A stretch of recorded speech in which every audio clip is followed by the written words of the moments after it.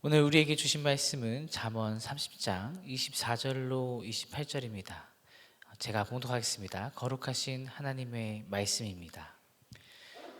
땅의 작고도 가장 지혜로운 것 넷이 있나니 곧 힘이 없는 종류로되 먹을 것을 여름에 준비하는 개미와 약한 종류로되 집을 바위 사이에 짓는 사방과 임금이 없으되 다 때를 지어 나아가는 메뚜기와 손에 잡힐만 하여도 왕궁에 있는 도마뱀이니라. 아멘. 사랑하는 우리 말씀상 공동체 모든 성도 여러분, 우리가 세상을 살다 보면 나보다 뛰어난 사람들을 이따금씩 만나게 됩니다. 그럴 때 어떤 생각이 드시나요? 내가 하는 일이 아무것도 아닌 것처럼, 아무것도 아닌 일 같은 그런 기분이 들 때가 있습니다.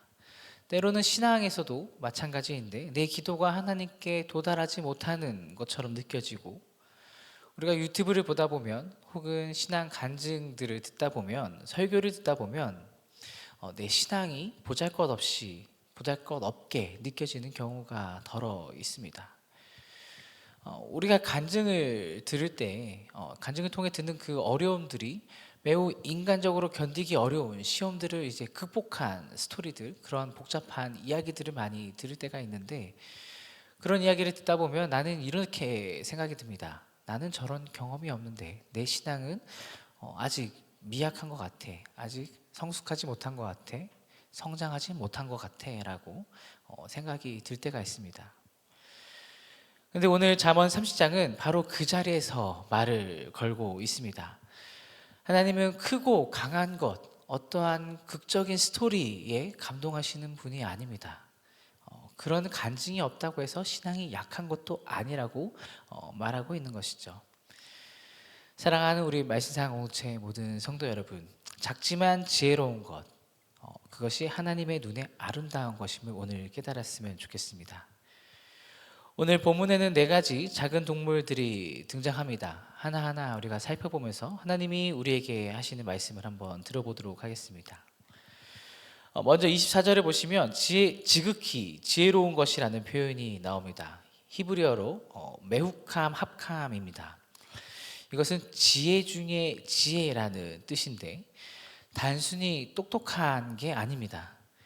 하나님이 보시기에 진짜 지혜롭다라는 것이죠. 그런데 이 놀라운 것은 이 최고의 지혜가 크고 강한 존재에게 있는 것이 아니라 가장 약하고 작은 존재에게서 발견된다라는 것을 우리가 볼 수 있습니다. 25절을 보면 개미는 힘이 약한 종류라고 합니다. 히브리어로 이제 엔 아즈는 이제 강하지 않다, 힘이 없다라는 뜻입니다.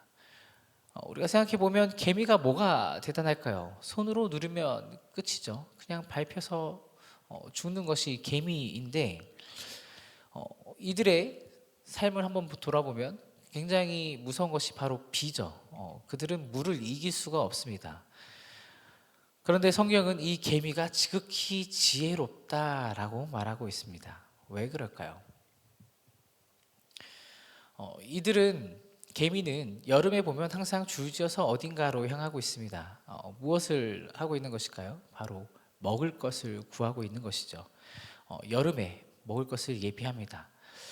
지금 당장은 안 보입니다. 겨울이 아직 오지 않았음에도 불구하고, 아무도 알려주지 않았음에도 불구하고 개미는 스스로 오늘을 준비합니다.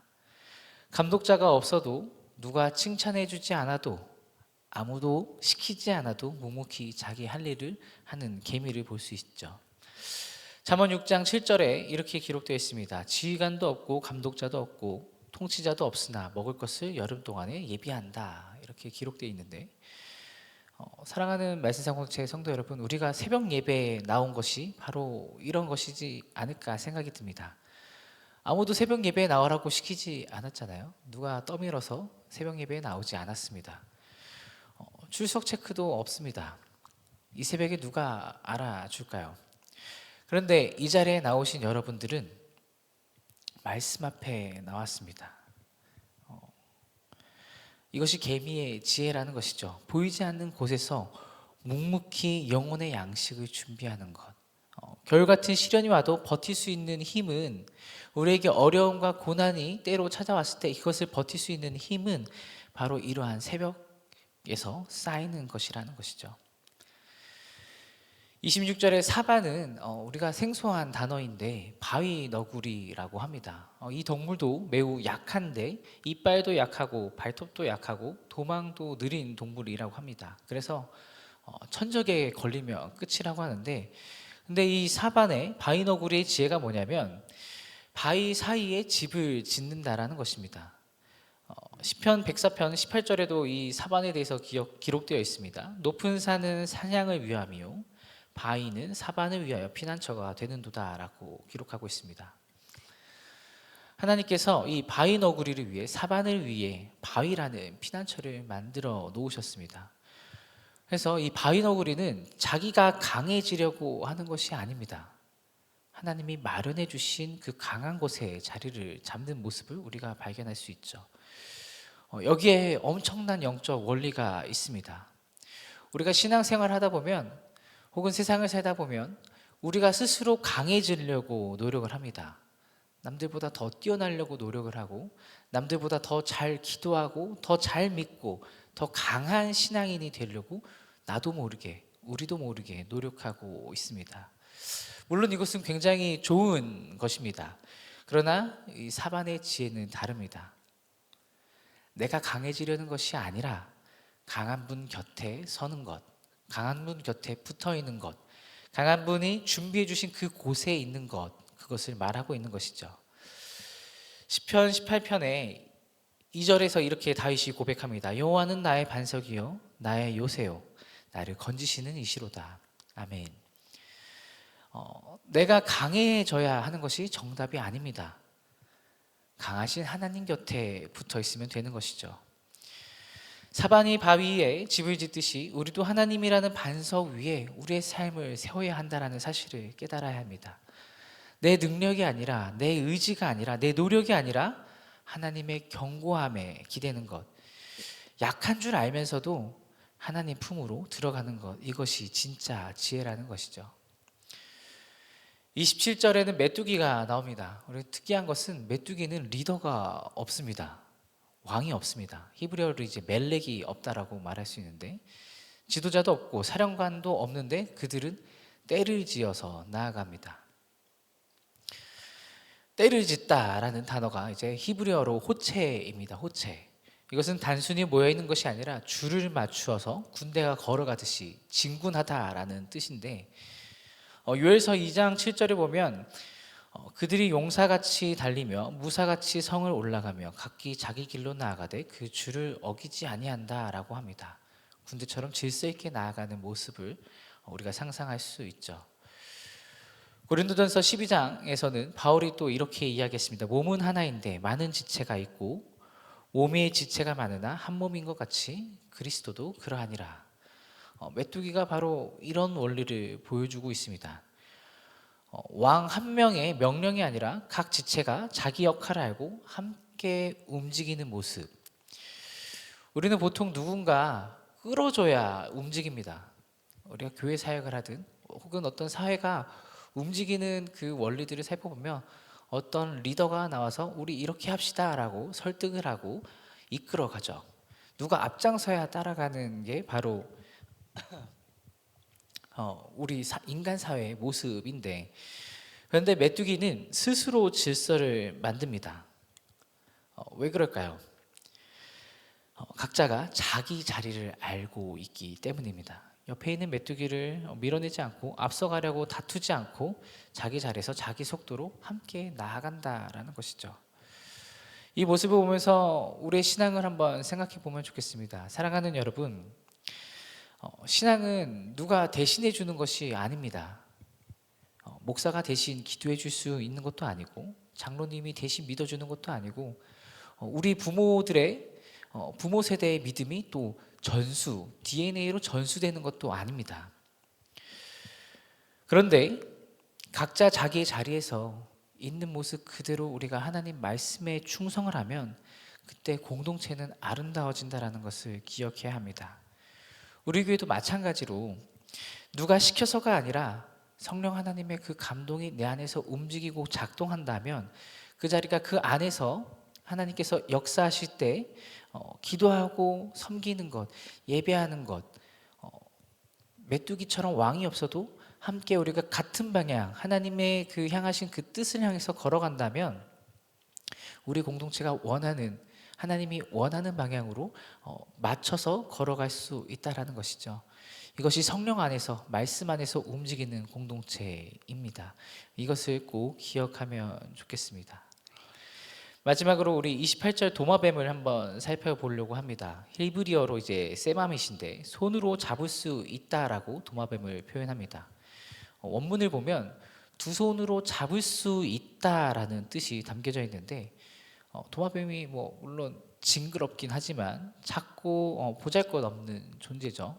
누구도 도마뱀을 두려워하지 않습니다. 그런데 이 도마뱀이 어디에 있는지 한번 집중해 보면 좋겠습니다. 바로 도마뱀이 왕의 궁전에 있죠. 27절에서 메뚜기에게는 없던 멜렉 왕이 여기서 이제 다시 나옵니다. 왕이 없어도 함께 나아가는 메뚜기, 그리고 왕의 궁전에 있는 도마뱀. 잠언의 저자가 의도적으로 대비시키고 있는 모습을 우리가 발견할 수 있습니다.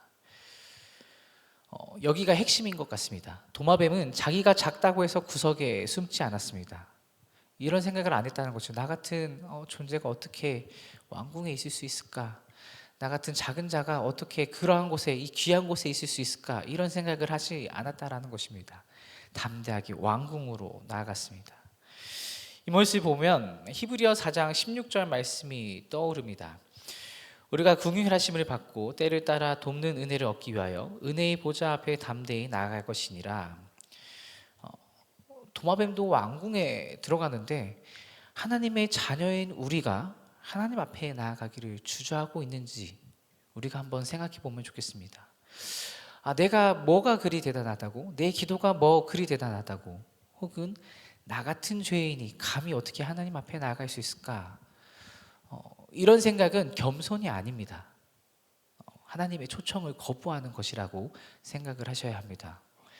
하나님의 자녀가 있어야 할 곳은 하나님의 임재 앞이라는 것이죠. 그곳이 어딜까요? 바로 하나님 앞, 하나님이 계신 곳, 바로 왕의 왕궁이죠. 사랑하는 여러분, 여러분 스스로가 작다라고 주저하지 않았으면 좋겠습니다. 약하다고 하나님 앞에서 물러나지 않았으면 좋겠습니다. 도마뱀도 왕궁에 있는데 예수 그리스도의 피로 씻김 받은 우리가 그 은혜의 보좌 앞에 나아가는 것은 당연한 일입니다. 그래서 작다는 것은 하나님 앞에 나아가지 못할 이유가 되지 않습니다. 말씀을 정리하고자 합니다. 사랑하는 여러분, 개미처럼 보이지 않는 곳에서 묵묵히 준비하시길 바랍니다. 이 바위 너구리 사반처럼 하나님이라는 반석 위에 여러분의 오늘의 삶을 세우시길 바랍니다. 그리고 메뚜기처럼 각자의 자리에서 충실하게 나아가고 도마뱀처럼 담대하게 하나님 앞에 나아가시길 바랍니다. 우리는 작습니다. 사실 작습니다. 저도 작습니다. 그런데 하나님께서 이 작은 것을 통해서 일하시는 분임을 우리가 기억하면 좋겠습니다. 기드온의 300명, 다윗 물맷돌, 그 소년의 보리떡 5개와 물고기 2마리로 놀라운 그 기적을 이루셨던 하나님을 기억하시면 좋겠습니다. 오늘 이 새벽 이 자리에 나온 여러분이 바로 그 작지만 지혜로운 존재임을 깨달으시고 하나님께 오늘 기도할 때에 여러분의 그 작은 그 기도를 기뻐 받으시고 여러분의 신앙의 발걸음을 통해서 놀라운 일을 이루어 가시기를 주님의 이름으로 축복합니다. 기도하겠습니다. 사랑하신 주님, 감사합니다. 이른 새벽 우리를 이 자리로 불러주셔서 너무나도 감사합니다. 오늘 말씀을 통해 우리가 작은 것이 부끄러운 것이 아니라 오히려 지혜로운 것임을 알게 해주셨습니다. 하나님, 우리가 개미처럼 보이지 않는 곳에서 묵묵히 말씀을 준비하는 성도가 되게 하시고 바위 너구리처럼 내 힘이 아닌 하나님이라는 반석 위에 삶을 세우는 지혜를 허락하여 주옵소서. 또한 메뚜기처럼 각자의 자리에서 성령의 인도하심을 따라 함께 나아가는 공동체가 되게 하시고 도마뱀처럼 담대하게 하나님의 은혜의 보좌 앞에 나아가는 믿음을 이 시간 허락하여 주옵소서. 오늘 하루 우리가 작지만 하나님의 말씀으로 지혜로운 자가 되게 하시고 지혜로운 자로 살아가게 하시고 우리가 이 시간 하나님께 기도 올릴 때 주님께서 기뻐 받으셔서 우리의 삶 가운데 하나님의 일을 이루시는 것을 우리가 목도하게 도와주옵소서. 감사드리며 이 모든 말씀 예수 그리스도의 이름으로 기도드립니다. 아멘. 이 시간 우리 함께 공동기도 제목을 읽으며 기도하도록 하겠습니다. 지금 들은 말씀이 내 삶으로 이어지게 하옵소서. 동네샘의주 성경 말씀 묵상과 순장들의 헌신을 통해 모든 동네가 말씀과 기도로 세워지게 하옵소서. 사순절 기간 고난받기 위해 오신 주님을 묵상하며 말씀의 능력을 경험하게 하옵소서. 다음 세대와 싱크 청년부가 교회의 기둥이 되도록 말씀 안에서 성장하게 하옵소서. 캄보디아 띠움쿤티어 양의 치료가 순탄하게 잘 이루어지게 하옵소서. 육체의 질병과 마음의 질병으로 고통받는 지체들에게 회복과 위로를 부어주소서. 함께 읽으신 공동기도 제목과 가지고 나오신 개인의 기도 제목들을 같이 놓고 기도하시다가 우리 삶의 자리로 나아가겠습니다. 함께 기도합니다. 사랑과 은혜의 하나님 감사합니다. 이 시간 새벽에 말씀 앞에 말씀의 전으로 우리를 불러주시니 감사합니다. 하나님 이 시간에 우리 발걸음을 이 자리로 인도하신 주님을 찬양하오니 주님 영광 받아 주옵소서. 하나님 우리는 작고 연약한 존재입니다. 오늘 말씀을 통해 작은 것이 부끄러운 것이 아니라 지혜로운 것임을 깨닫게 하시니 주님 감사합니다.